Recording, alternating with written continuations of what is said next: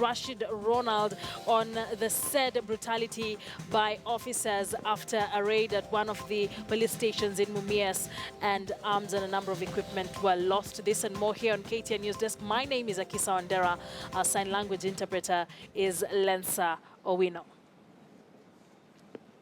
Now, 12 officers associated with the National Youth Service, among them former Planning Principal Secretary Peter Mangiti, have been arrested and arraigned in court to answer to charges of conspiracy to commit economic crimes. The officers were arraigned before Chief Magistrate Felix Kombo for issuing a tender to Blue Start Enterprises amounting to 47.6 million shillings without following due procedure. They all want to be released on bond. Among those absent in court is a tender committee's boss, Hassan Nur, and former NYS Senior Director General Adan Harak. At least 8 suspects are said to be in hiding. Let's now speak to our reporter, Patrick Amimo, or rather we will speak to him later on in the program. But let's just head over to the Milimani Law Courts and just take a look at what's happening there.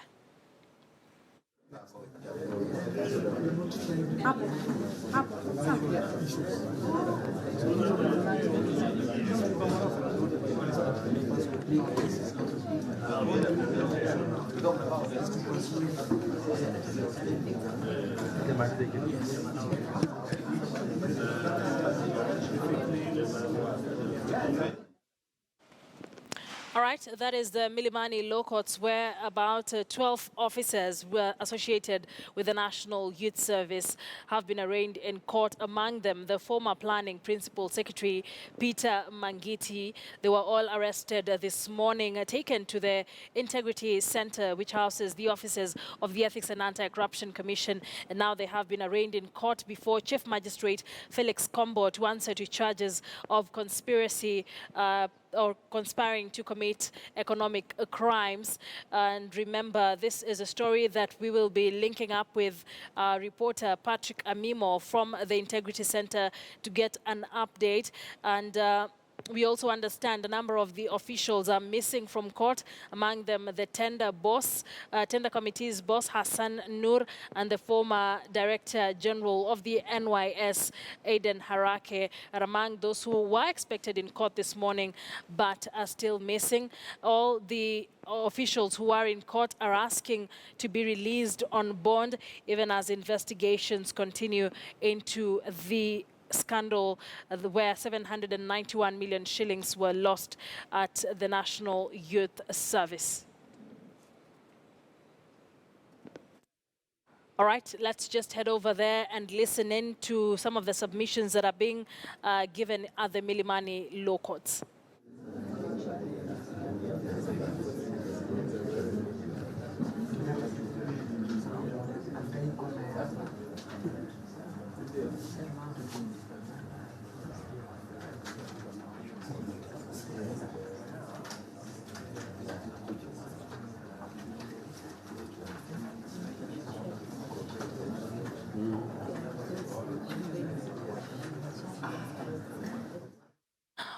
Well, former Planning Principal Secretary Peter Mangiti is among those who were arrested this morning and arraigned at the Milimani Law Courts to answer to charges of conspiracy to commit economic crimes after awarding a tender to Blue Start Enterprises worth 47.6 million. They're being accused of not following due procedure while awarding this particular tender. And the 46 million Kenya shillings is just a drop in the ocean with regards to the amount of money that has been lost or is said to have been lost at the National Youth Service, which is under the Ministry of Devolution and Planning.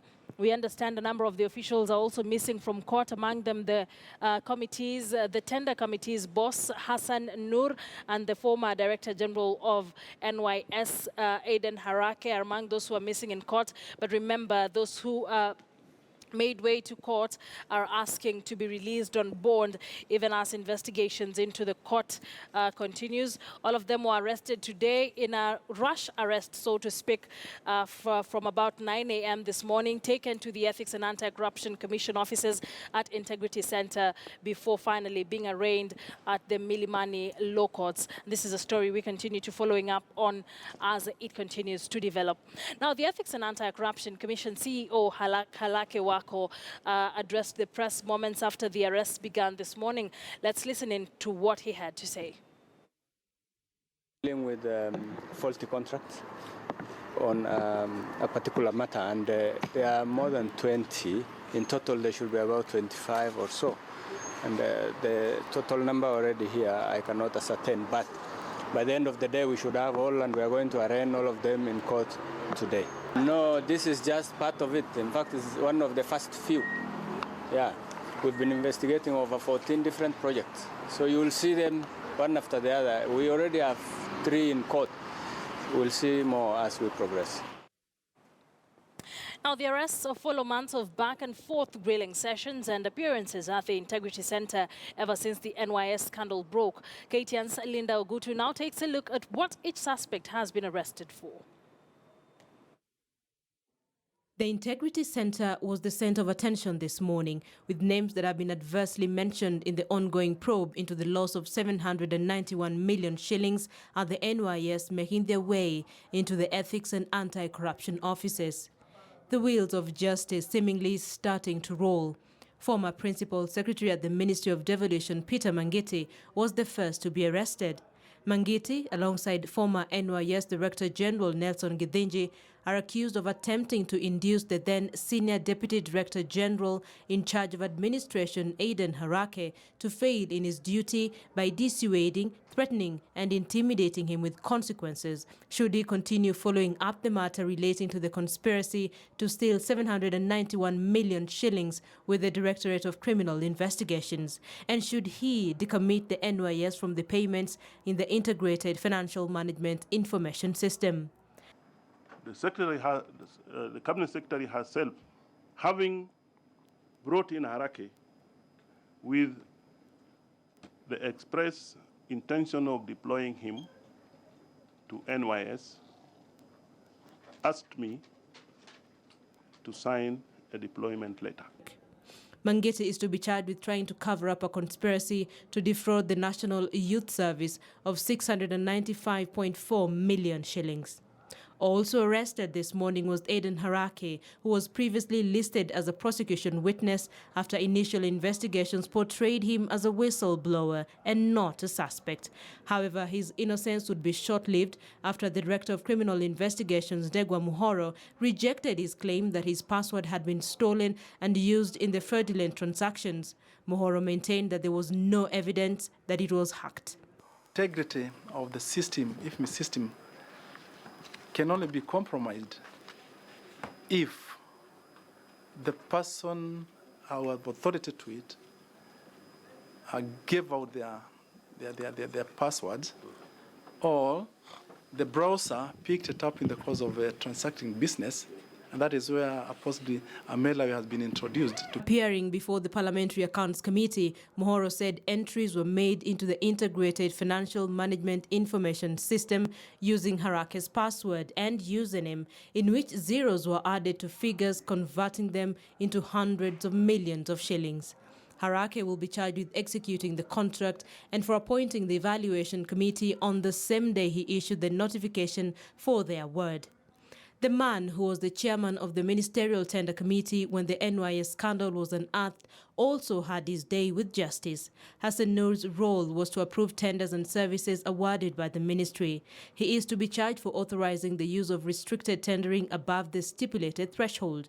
It is alleged that he, alongside the tender committee, failed to adhere to the public procurement and disposal regulations by failing to ascertain that the procurement had been undertaken in accordance with the law and approved restrictive tendering, whereas the threshold for such a method had not been satisfied. Harak and Noor on Thursday suffered a setback after the High Court dismissed their pleas to have their prosecution stopped. Harak suffered